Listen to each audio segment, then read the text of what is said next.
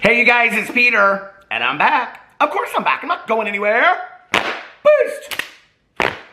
Peekaboo, I see you because I'm YouTube famous now. Available in 2027, the album, Dad, AF, Rock on Gold Dust, Boost, Woman.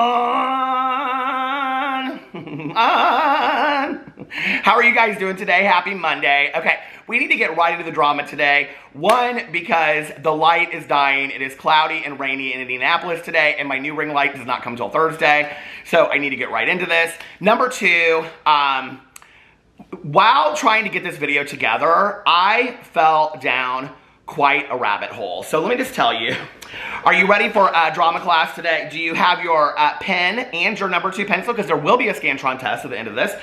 Do you have your notepads and your Gabbie Hannah poetry books like I do?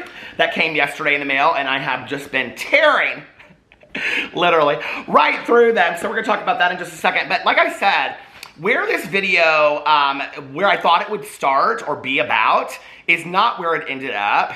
And it just kind of took this weird path, and I was like, okay, this is like, I just kind of had this new idea of who Gabbie Hannah is, which to some people probably won't be a surprise. So let me just say, I am not a huge fan of Gabbie Hannah, okay? In the past, there's been a couple songs of hers like Out Loud that I've really liked. I found Gabbie Hannah through Shane Dawson several years ago. I don't really know much about the history of Gabbie Hannah other than what I've covered in drama videos. I mean, I feel like I know quite a bit about her now. I know about her, you know, like growing up and going to college and Vine and all that kind of stuff. I just haven't watched an extensive amount of her videos, if that makes sense, okay? But I have covered her quite a bit now that I do feel like I know Miss Gabbie Hannah. So let me tell you where this video was going, what this video was going to be about. Initially, this video was just going to be about Rachel Oates' response to the interview on Buzzfeed by Gabbie Hannah. So if you don't know what I'm talking about, I did a video about this the other day. Buzzfeed did an interview with Gabbie Hannah.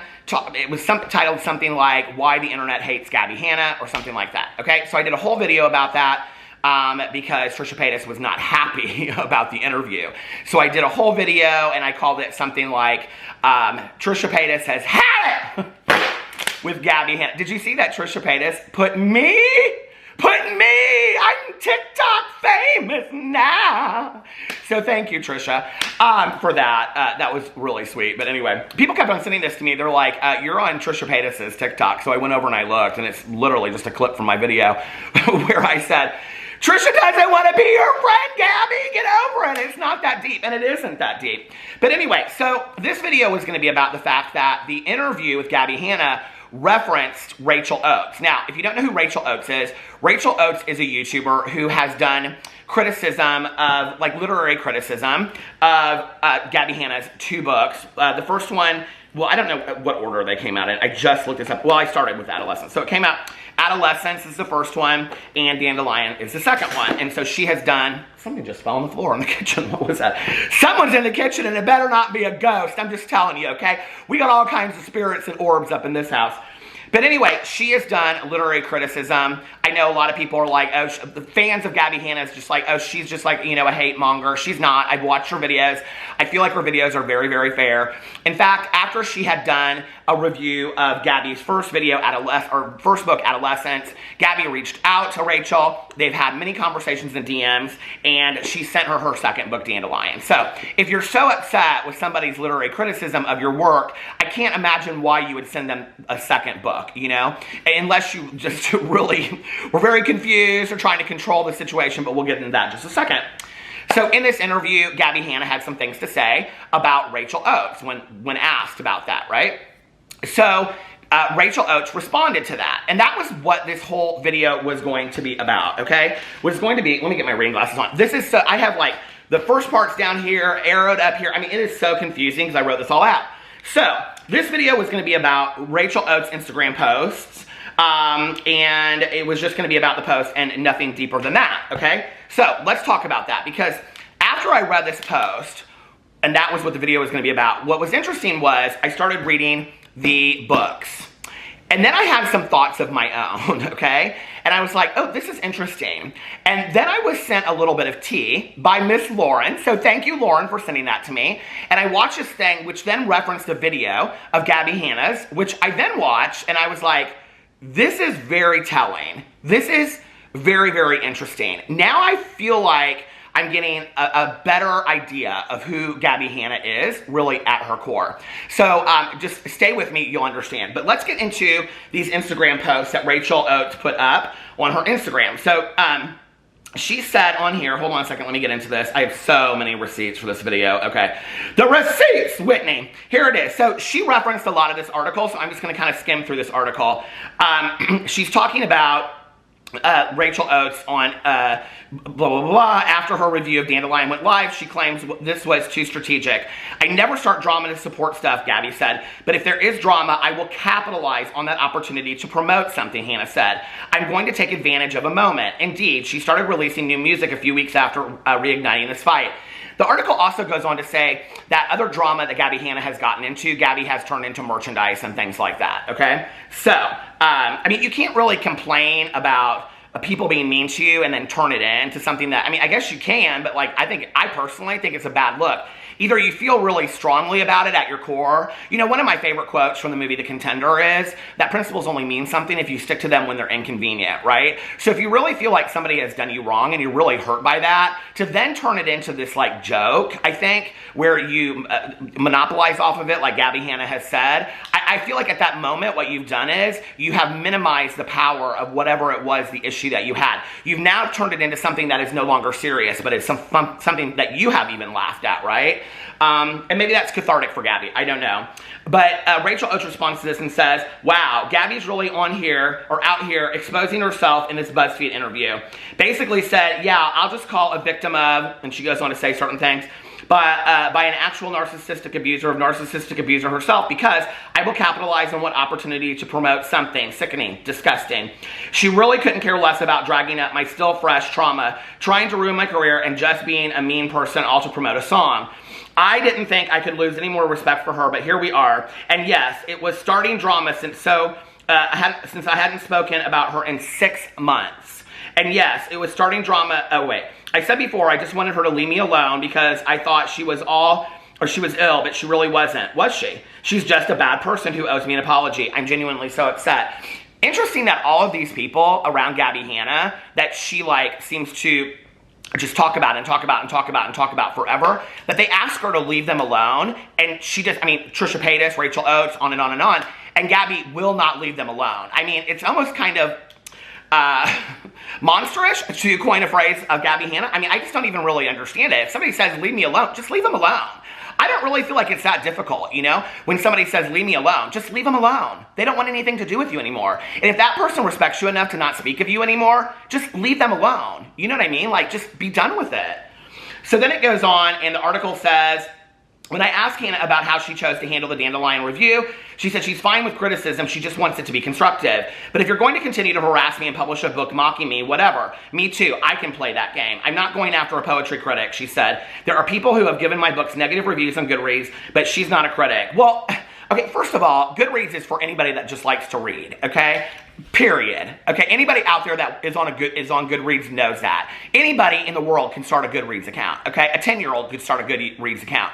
You don't have to be a literary critic to be on Goodreads and to give a review. So that's crap, okay? That Gabbie Hanna said that you have to, you know, that she referenced. I mean, we're not talking about literary magazines, okay? We're not talking about literary criticism that you're seeing in this. But I do feel, after watching this, having been a person that worked as the editor-in-chief of a literary magazine and having watched Rachel Oates' videos, and I mean, do I think that she kind of crossed a line at sometimes with it being kind of just like catty and funny? Sure. But the majority of it was literally literary criticism. I mean, when you watched it, she seemed like she knew what she was talking about to some degree, okay?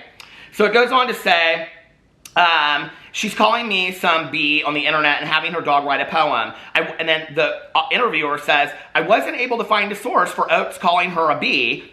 Okay, so did Gabbie just come up with that? But Hannah did call her one in her Instagram stories in April, which I also asked her about. And Gabbie responded by saying, she is a bee. She said before, laughing and turning to her publicist, should I have not said that? So then Rachel responds and says, she thought I was good enough critic to ask me to review her second book, though, and Dogolescence was out months before she asked me that. And if my criticism of her work wasn't constructive, I have no idea what the hell was. So, okay, she had an issue with her review of this, okay? But then Rachel releases her book, which was a parody of this book, okay? And then she sent her this book. So yeah, it doesn't make any sense whatsoever, okay? And if my criticism of her work wasn't constructive, I have no idea what the hell was. And there she goes calling me a B again before going on to lie and claim I called her a B. Something which has been proven over and over didn't happen. Which this is yet again another part of what happens with Gabbie is she claims things happen that never happened, okay? This is like Trisha Paytas' biggest complaint about Gabbie Hanna. That Gabbie continues to say things with Trisha happened that never, girl, they never happened. Okay? But we're going to get to that in a second. Because Gabbie Hanna has a video from the past that exposes who she is. And she put it out there. It's still up on her channel. I watched the video today. Okay? And all of this makes sense to me now. So anyway, Rachel goes on to say, her fan took a clip out of context and edited it to make it seem like the comment I was making about myself was directed at Gabbie. And now she's spreading that misinformation to even more people. She's a dangerous, mean person, and this is not okay. Okay, there's two more of these things. Hold on a second. So then it says, Oates declined a request for an interview, but she provided a brief statement that said in part, Gabbie's behavior towards me and others is shocking and upsetting, and it goes on and on and on, and then she thanks BuzzFeed at the bottom of it, and then it says up here, okay, wait, hold on a second. In total, okay, wait. Now basically a trope among YouTubers is a way to sell records, boost book sales, and jumpstart other projects, drama. She doesn't disagree. I might as well do whatever the F I want because guess what? The views are up. You're going to listen to the effing album because it's about the SH, you know, that you guys want to hear about. You're going to watch my series. You're going to read my book. You're going to effing obsess over every movie that I do. You're going to effing pay for my Patreon to see my private content, she said. And then Rachel put, meaning, I don't care about anyone else's feelings as long as I feel relevant. Disgusting behavior and a disgusting attitude. Can we just stop giving her attention now? Don't watch her videos. Don't read her lazy books. Don't give her money. Don't encourage this kind of selfishness in her or anyone. So that's what Rachel Oates had to say about all of that. Interesting, right? Gabbie probably don't want to send Rachel Oates her next book because she probably won't be reviewing it, just saying it. But it does not stop there. It gets even more interesting than that. Okay. So let's go on to where this originally started. I ordered the books because I had said in previous videos that because Gabbie said that from people that actually have some background in literary criticism, she would take criticism, okay? So, I have said this before, I'll say it again. My undergraduate degree is in English with a focus on creative writing, but I took a lot of literature classes. I was the editor-in-chief of my literary magazine for 3 years. I have published poetry, and I have a book that was published. So, I feel like maybe I am a little bit, and I also have 2 book clubs and a booktube channel. So my booktube channel is called Peter Likes Books. I have a true crime book club that I run with my good Judy Mel. Hey Mel, how are you? And we just had our live stream yesterday. And I also have Peter's book club where every month I pick a book on Instagram. So you just have to follow my Instagram if you want to be part of that. This month we're reading Mexican Gothic. Okay. So I do feel like I know how to review some books. Let's just put it that way. So I purchased these books off of Amazon. I think I spent like $24. I said yesterday or the other day in my video, one of the things I found interesting was when you order these books on Amazon, right next to them is Rachel Oates' book, okay? Which I do think, and I thought at that time, I feel differently about this now, that Rachel Oates writing a parody book about, and now I'm like, maybe I should get the book and see what I think about it, right? But Rachel Oates doing a parody book of Gabbie Hanna, of her adolescence book, I thought that was a little cruel. I did, you know, like, I just don't know why you would do something like that because Gabbie had said that much of this is from traumatic experiences. Now, I'm about halfway through this book, and I haven't found a lot of traumatic experiences in it yet. I'm just saying, okay? But that's just, I'm not completely there yet. So I will say this, in reading this book, I've been taking a lot of notes in the pages and things. There are some poems that I will tell you that I don't dislike, honestly, okay? That I actually think are very interesting, okay? Like here's one of them, and it's called Best. And it says, everyone tells me I deserve better. I know I deserve better, but I don't want better. I want you. And you know, these kind of poems that are very, very short like that, they're actually doing very, very well right now.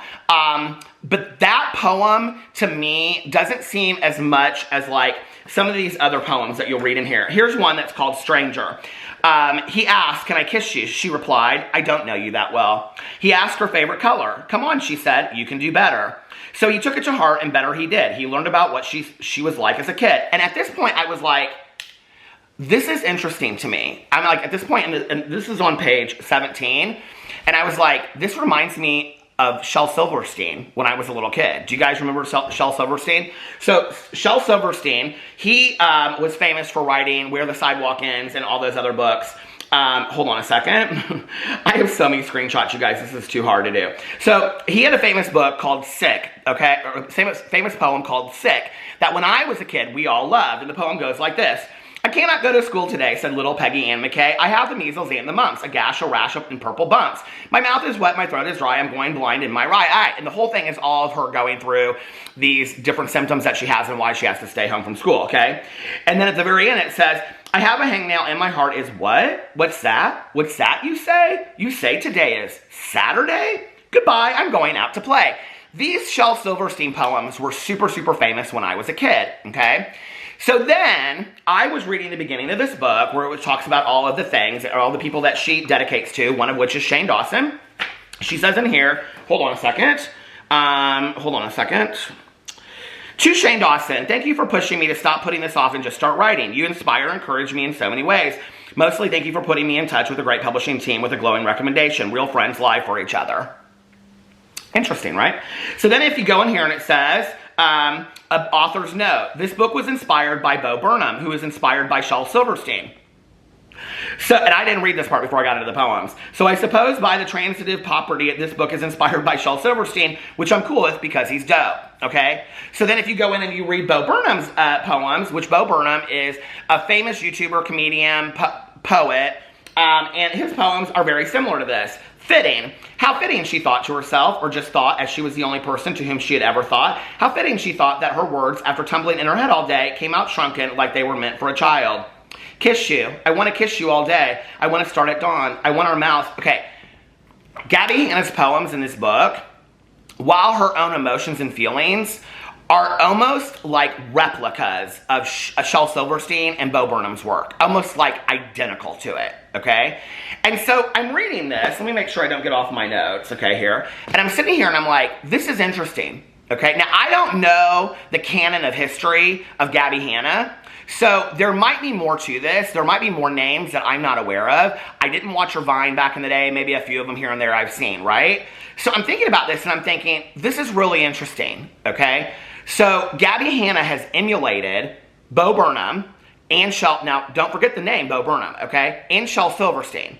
This is really interesting because she also has emulated Trisha Paytas with the drama and the past trolling, blah, blah, blah, blah, whatever, okay? And really, to some degree, I feel like used Trisha Paytas' name to become part of the drama to further her artwork and her music, which she said in the Buzzfeed video is exactly what she does. She confirmed that and said, I don't like to start drama, which is a complete lie because Gabbie Hanna has started so much drama. The way she doesn't see it that way is this, okay? She brings up something from the past that is dead and gone and has been beat like a horse like a million times, okay? And we're already done talking about it. She brings up something from the past because she didn't start it, is what she says. Like, I didn't start Rachel Oates reviewing my books. Well, no, you didn't, okay? But you guys have a history, you have a back and forth, you send her the book. You don't want to say all that. You just want to come out and bring it up again. Why now? Because it's furthering whatever work that you have. Because Gabbie Hanna does not believe at her core that her work speaks for itself. Because, and I'll tell you why. Because it's really, I mean, other than her just imitating somebody else, it's not really her. And I don't really know who Gabbie Hanna is. And I don't think Gabbie Hanna knows who she is. And that kind of makes me sad, honestly. Because I think that all of these theatrics and drama that we're seeing are exactly that. Because Gabbie Hanna constantly needs to be somebody else. It was Trisha Paytas forever, okay? And then it was Bo Burnham and Shel Silverstein with her writing, okay? And then it was Alanis Morissette from the singing. I mean, when you listen to that, and I said it sounded just like the Alanis Morissette song, and a lot of people were like, no, it didn't. It didn't sound like that at all. It's like a direct cover, okay? Whether it sounds like as good as Alanis Morissette, I mean, I'm not saying that it is. Alanis Morissette, is a great singer in her own right. I don't personally love her, but I know a lot of people that do. But do you see the sun is going down? It's getting darker in here. But the cover was not like, I said this in the video. It's like when you take the Dolly Parton "I Will Always Love You" and you mix it into like Whitney Houston's they're completely two different songs, okay? Same lyrics, same melody, same, harmony and all that kind of stuff, but you make it your own, right? Like that's stylistically what you do when you're truly an artist, is you make it your own. It's like when you see, I kind of like love some of these people that like play guitar and they have that very wise man said only fools fall in love. You see them on the YouTube and they're sitting at the piano. It's like a couple, like a guy and a girl, and they have these amazing voices. And they take a song that's like really fast and they mix it into something else like that you've never, heard before. You mash it up, you do something different with it. She didn't even do that. She just did a copy of Alanis Morissette, okay? And then if you go in, Shane Dawson. She's copied Shane Dawson because she's now doing this 8-part series, which she has been referencing lately on her Twitter, that this series is coming out. She just said she was working on the 8th part of this. Maybe it's 12. I don't know how many parts it is at this point, but she was working on the 8th video, and that she was bored editing. She's bored of her own content. Can you even imagine that? It's putting out into the internet that you're bored of editing your own content. Imagine that. I can't wait to watch that exciting series. But Shane Dawson, who I found Gabbie Hanna through, because they talked about me in a video. So Gabbie Hanna is now copying this series that Shane Dawson is known for. Okay. And then in the interview, she's got a Queen t-shirt on, and she says she's inspired by Freddie Mercury. So yet another person that she's emulating, trying to be like. Gabbie Hanna is just a carbon copy of all these people, right? She basically just takes their artwork and emulates who they are. I mean, she takes their lives, she takes everything about them. So here's my issue with that, right? You want to come for Rachel Oates for doing a parody of your book, which took your personal feelings and things in here? Okay. And be mad about that when your literal everything that you do, everything about your channel, everything about your music is literally a carbon copy of other people's lives and their talent and their art. You have no right, Gabbie, to complain about somebody doing a parody of your book when your life is literally a carbon copy of all of these other people mixed together. It really is, And honestly, that makes me sad, because wouldn't you rather be known for being talented and funny and endearing and whatever on your own right than having to be a copy of somebody else? Like, Janis Joplin, who everybody knows I love Miss Janis Joplin, okay? Tragic ending, makes me so sad, especially as a person in recovery. We've lost way too many people to addiction. And one of Janis Joplin's famous quotes was, never compromise yourself. You're all you've got. Never compromise yourself. Don't be a carbon copy of somebody else. Maybe the reason why Gabbie Hanna isn't doing so well anymore is because she's trying to be somebody else. She's trying to be the next Trisha Paytas. There is no next Trisha Paytas. There's only one Trisha Paytas, okay? And whether you like Trisha or you don't like Trisha, that's okay. But, be yourself. Feel good enough to be yourself. It was interesting because I got this tweet from one of Gabbie's fans. Hold on a second here. I can't even get into my receipts with all of this. I got this tweet from a fan, and a fan reached out to me and said this, because I said in my last Gabbie video, I think the fans are over the dramatics. I think that's why she's losing views. I think that's why she's losing subscribers. She thinks it's because all of these hate mongers out there. No, it's Gabbie's doing this to herself. Gabbie is absolutely 100% doing this to herself. And I said the fans liked your story times back in the day. They liked the funny, relatable you.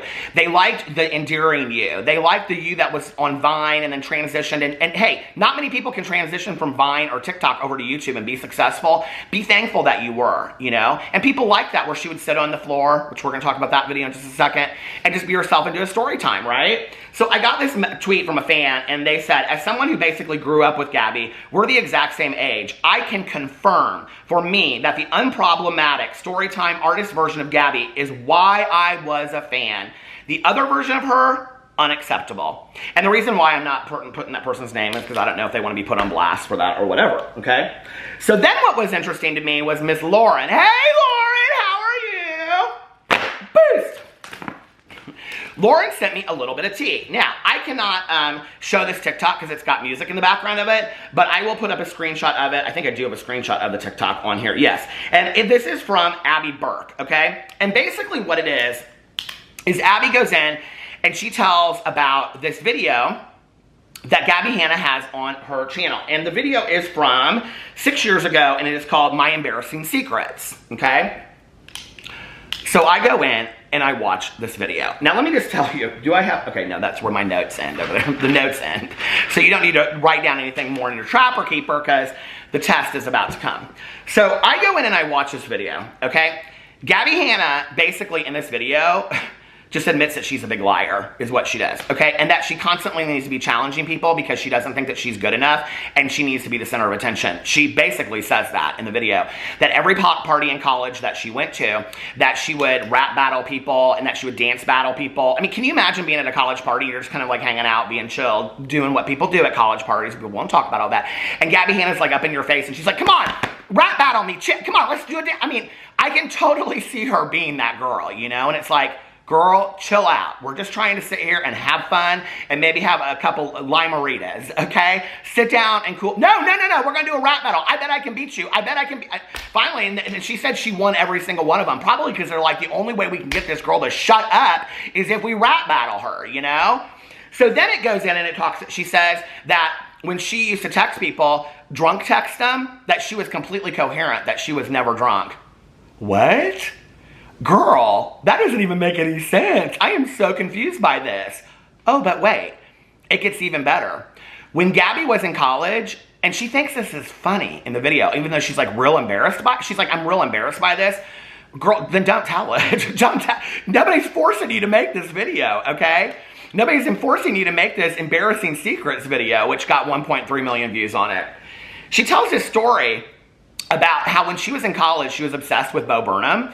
And so she made up this fake account, basically a fake Gabbie Hanna account, where she would screenshot pictures of her, like she made these fake pictures of her and Bo Burnham together, the poet, that she then copied his book, okay?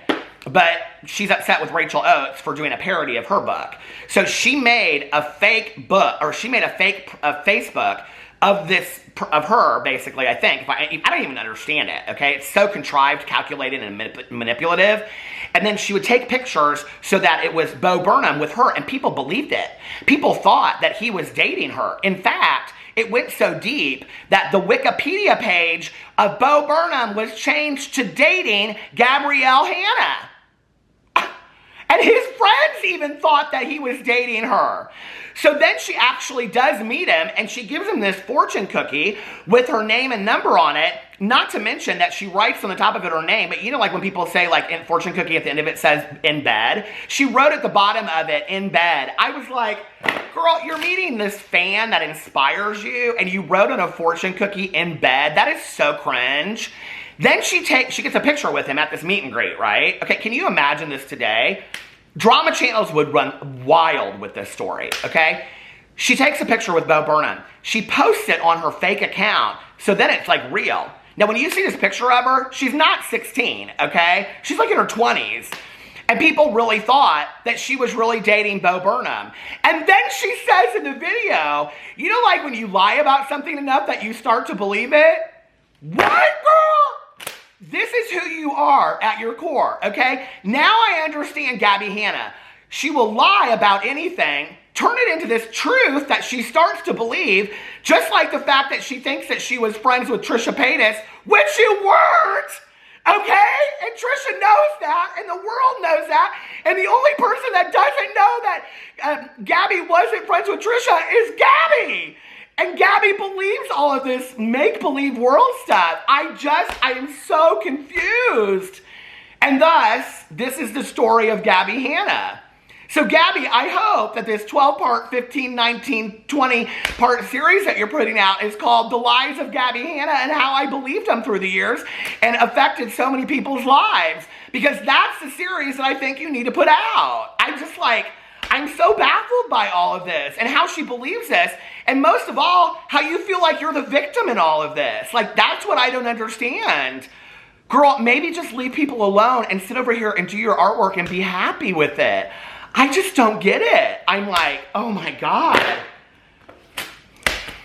Carbon copy. Be yourself, okay? I always say this, be too much. Don't let anybody quiet you down. Be too much. But most importantly, be yourself. Be true to who you are. Because at the end of the day, if nobody else likes you for what you're putting out there in the world and who you are and what you're doing, at least you do, you know? Be you.